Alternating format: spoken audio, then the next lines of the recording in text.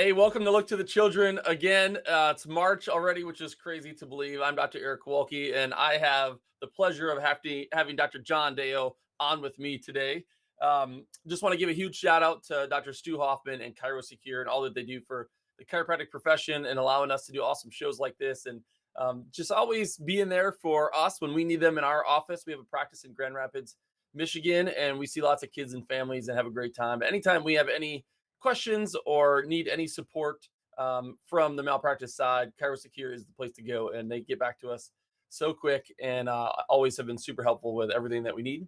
But this show is dedicated to family practices and practices that see lots of kids and chiropractors that want to see kids or want to get better at seeing kids or more efficient in seeing kids. And I like to keep this to 15, 20 minutes and give you some practical, real world advice that you could take and back to your practice this afternoon or next week and implement right away to see more kids and families. And we just love knowing that every time we remove nerve interference on a child or a kid, they're growing up to become a healthy, happy adult. And in times like we are in a world that we live in now, there's no greater reward than knowing that we're helping kids live a healthier, happier life, and in turn, their families and people that they know as well. So, without further ado, Dr. John Deo, I'm going to let you introduce yourself, and then I got some really cool questions. We're going to go kind of interview style today.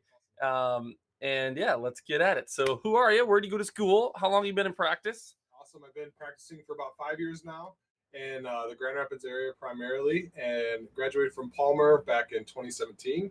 Um, really just got into the chiropractic field, hoping to work with athletes and full families, and lo and behold, found just a true calling working with kids and full families, and just really, really enjoying it. So Yeah, so we work together, Higher Health Chiropractic in Grand Rapids.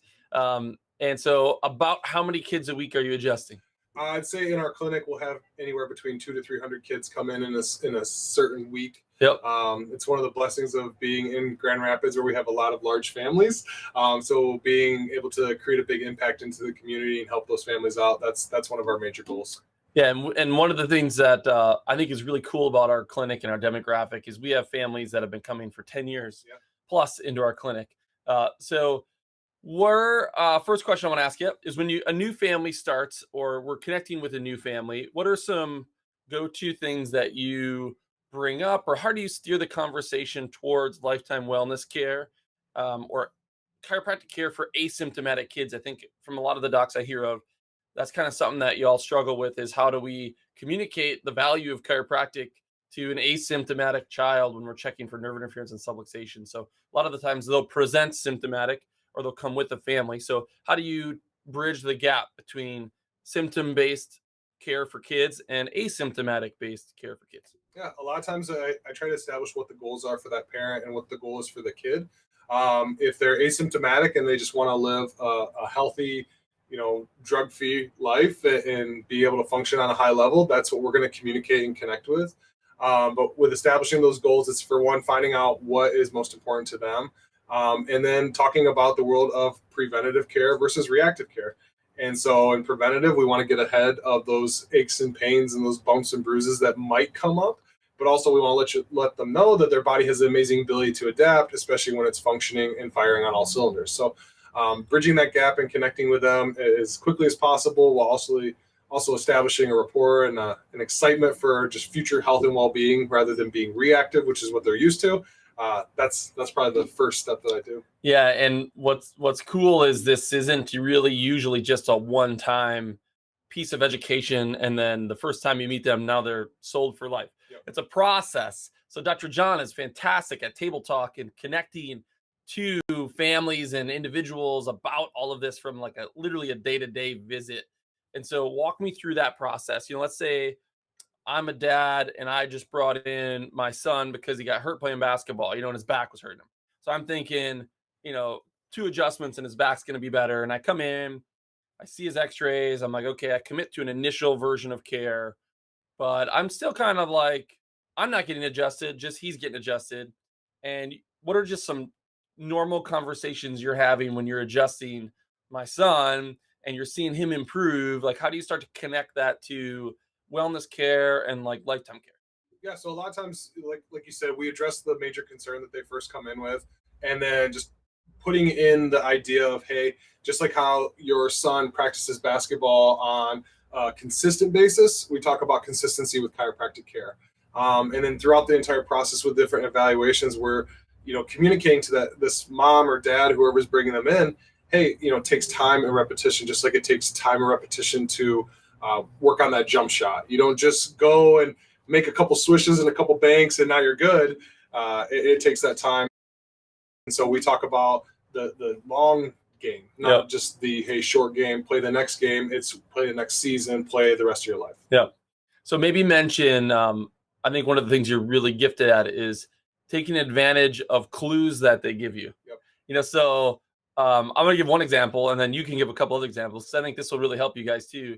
It just makes your table talk dynamic. So it's not so much, hey, today we're going to talk about subluxation in the vagus nerve. I mean, sometimes that starts you, but I'll give you this example. So if John was the chiropractor and I was the dad, I'd be like, yeah, he is one of the best 3-point shooters on the team. And, that's something that he really specializes in. It's so great to connect that to performance. Like, well, today I adjusted his sacrum and his pelvis, and that really helps him line up effectively for the jump shot, or his upper cervical spine was misaligned, and correcting that really helps his reflexes and his ability, hand-eye coordination.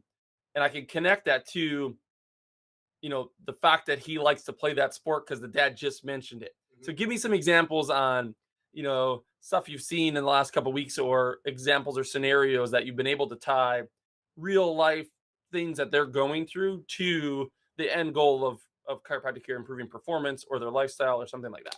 Yeah. So a lot of times, especially in the winter months right now, we get a lot of kids that are into winter sports and sledding, but primarily like skiing and snowboarding. And so say you have a young kid that comes in and they're just having so much hip pain and rotation, and they're mentioning about what they did this weekend. They went skiing or snowboarding. I like to connect with different things that they do during that. So, hey, if you're in a snowboard and you're strapped one binding in and you're walking super easy to the lift every single time, right? well, no. And so it's kind of those loaded questions that incorporates what they're doing with also knowing those scenarios on what are often awkward. And allowing them to know that, hey, with restriction in the spine, with restriction in movement, if we take this away, it's going to function better. If you're functioning better, you're going to be able to go longer days on the slopes. You're going to be able to go longer rounds, longer games. Just all about endurance, all about engagement, all about stability. Yeah, that's so true, because that's brutal. Yeah, it's not fun. Okay, so let's steer this a little bit towards infants and babies. You love seeing infants and babies in first adjustments. And Dr. John has a little baby girl who's stinking adorable. And so walk me through that process. Like, what do you feel like are the top 1 or 2 main things to educate and communicate when you're adjusting a newborn brand new for the first time? Yeah, and communicating everything that could happen in that appointment before something does happen. Like, hey, there's a very good chance that your baby is going to cry. They're going to really relax and go super stick straight, or they're going to blow out diapers. Yeah. So letting them know ahead of time on what could happen, so that you're not having to play catch up and say, oh, well, that's normal. Your baby's crying, or they just blow out diapers. And you can build up that excitement by also setting that expectation of like, hey, this could happen. Yeah. That's probably the number one thing that I do every single visit when I'm working with kids, depending on what the scenario is or what the symptoms are presenting, is like, hey, this is what could go on during this visit. But I can let you know is that if I find restriction in that spine, if we remove it, that body, that nervous system is going to communicate better, and they're going to function better, feel better too. So other than that, I'm communicating over the top, just educating, hey, this C1 atlas, everything above that atlas bone controls everything below that atlas bone. And I can tell you that we can't guarantee what symptoms are going to go away, but if we take pressure off here, that brain and body is going to be able to communicate quicker and more efficient, and it's going to help them function better and develop the way that we want them to. That's awesome. So what about, if an adult gets adjusted, they feel they judge based on like, oh, I feel a little bit better, or I felt you do that. So when you're adjusting their infant, they can't really feel what the infant's feeling. So there's communication that goes on between you and the mom on, this is how severe the subluxation was or not severe the subluxation was. So walk me through that process. How do you communicate the severity of what you're finding from visit to visit on an infant to a mom or a dad, so they kind of have a good idea of like, well, how are they doing outside of whether they have symptoms or not symptoms. Yeah. So we like to give it scales, especially when working with restriction in the spine. 10 out of 10 is complete restriction. It's not moving.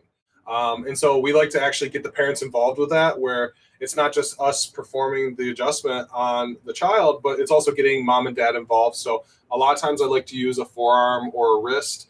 And for example, I would take your wrist and then say, feel this right here. Oh! Yeah, that's like a 10 out of 10. Not moving, not supposed to move. There's a lot of restriction. There's a lot of effect. But this right here, that'd be like a 0. Yeah. And so something that you're going to hear us talk about every single time that you come in, something that you're going to hear us talk about every single time is we're going to be talking about numbers and what we're seeing and where that restriction is. And my goal is to see that 5 or 6, 7, 8, 9, 10 go down to a 1, eventually 0. Yep. And that means that body is communicating at an efficient, functional level, and they're going to be adapting just the way that you want them to. Yeah, and if you missed that, go back and get that snippet, because that creates so much clarity, I think is the right word for the parent and the mom, around what am I doing? Why am I bringing my baby here? And then how are they today versus last time you saw them? And that allows you to continue to make recommendations on, well, why should I see them twice next week, or once, or in 2 weeks, or in a month, or whatever your recommendations are. It just creates clarity around there. So confusion, I think that's, if you're writing notes, confusion versus clarity. If you're creating confusion and they're not really sure what's happening or when they should come back or why they should come back, they're not going to come back. And you're going to wonder why, you saw them one time and they never came back. Yeah. Even if you would have helped them, they just are confused. They don't really know what they're going to do next. No such thing as over communicating with a parent who's trusting you with their brand new child. Yeah. You want to make sure that they know exactly what's going on, what to expect, and you can't overemphasize, over-communicate any of that. So, and I didn't prep him on any of these conversations today, so he's totally off the cuff. What do you love most about in the office, seeing families and kids? Like, give me the number one. What do you love most? Like, what just really fires you up? Number 2 is what's a moment or something that's happened in the last couple of days with an infant, a child, or a family that is kind of memorable, connected to chiropractic and just the office. I mean, what I love every single day is when people come in and they're so focused on symptom XYZ, but then through the education that we apply through multiple avenues in our office, they come in and they aren't talking about symptoms anymore. They're talking about relationships. They're talking about things that take you from, hey, Dr. John, to now part of their family. Yeah.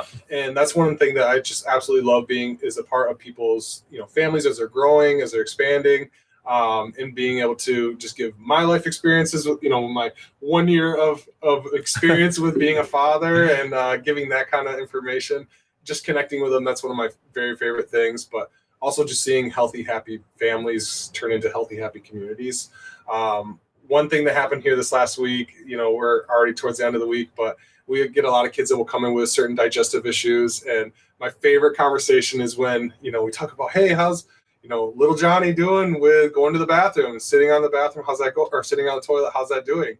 And, with the previous history of having constipation or wetting the bed. And then they say, well, hey, since their last adjustment, they've been going to the bathroom every single day, very regularly, where now they interpret, hey, going to the chiropractor means I'm going to the bathroom. And they're like, I don't want to go poo. Oh my gosh. Rather than, I don't want to go get adjusted. Yeah. I want to go get adjusted. They're referring it to function. And that's probably one of my favorite things that happened here earlier this week, is just having that little child come in and be able to see that improvement. That's cool.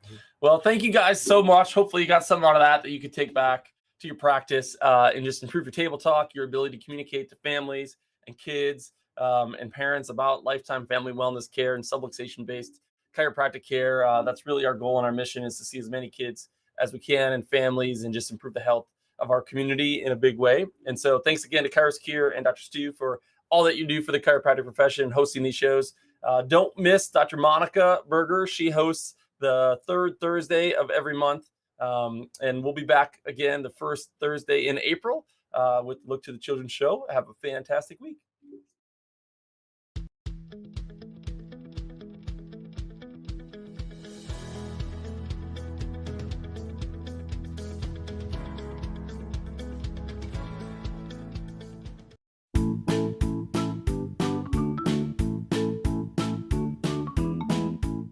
Today's pediatrics show, Look to the Children, was brought to you by Cairo Secure.